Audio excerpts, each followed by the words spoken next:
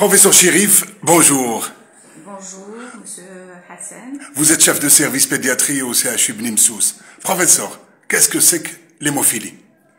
Alors l'hémophilie, comme je vous le disais antérieurement, l'hémophilie est une maladie hémorragique, génétique, héréditaire, liée à un déficit hémorragique, bien entendu, liée à un déficit en facteur de la coagulation. Il en existe deux types, l'hémophilie A et l'hémophilie B, selon le déficit en facteur 8 ou 9. Cette maladie hémorragique se transmet par la maman, bien sûr, et elle se transmet uniquement aux garçons. Excellent. Professeur, quelle est la prévalence de cette maladie dans notre pays?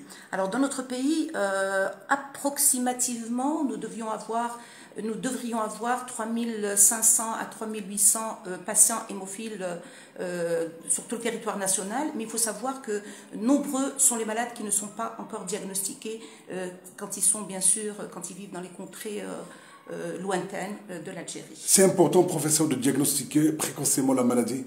Absolument, parce que vous savez très bien que la maladie entraîne des hémorragies, surtout au niveau des articulations, environ 80%. Ces hémorragies se localisent au niveau des articulations, et ces hémorragies vont endommager l'articulation et entraîner des handicaps moteurs, et qui, bien entendu, la maladie devient invalidante. Les autres manifestations hémorragiques peuvent se localiser au niveau des muscles, au niveau à moindre degré, heureusement, dans à peu près 20% des cas, et au niveau des autres endroits de l'organisme, système nerveux central, tous les organes, etc.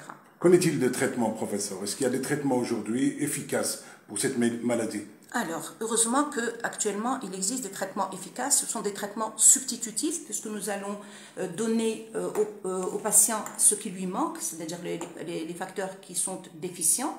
Et donc, on doit donner un traitement substitutif qui peut être soit plasmatique, soit recombinant. Plasmatiques, ils sont fabriqués qui proviennent à partir de donneurs de sang, et les recombinants qui sont produits par génie génétique. Et donc, vous avez des traitements à la demande et vous avez des traitements prophylactiques. Le traitement à la demande, c'est bien sûr pour surseoir à tout saignement. Là, on donne un traitement à la demande. Le reste, c'est bien sûr un traitement prophylactique à vie qui consiste en des injections fréquentes, répétées 2 à 3 fois par semaine selon le phénotype hémorragique.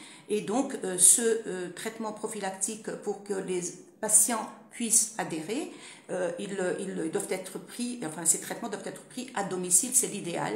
Et donc, à domicile veut dire une éducation thérapeutique, veut dire formation de la famille à ça, et éventuellement, bien sûr, éducation thérapeutique de toutes les personnes qui prennent en charge ce patient hémophile.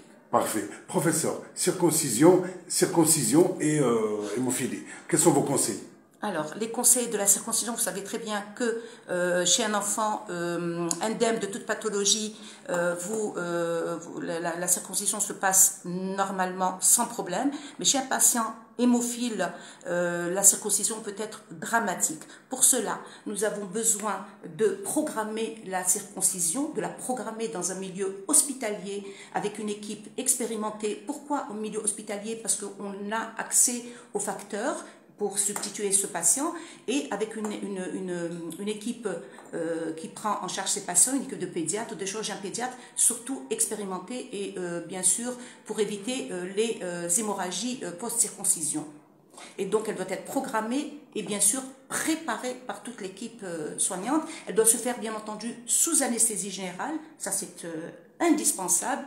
Et l'élément fondamental, comme je le disais tout à l'heure, c'est qu'il faut absolument faire un bilan préopératoire afin de déceler toute anomalie qui pourrait interdire la circoncision dans ces moments-là et la programmer dans le futur.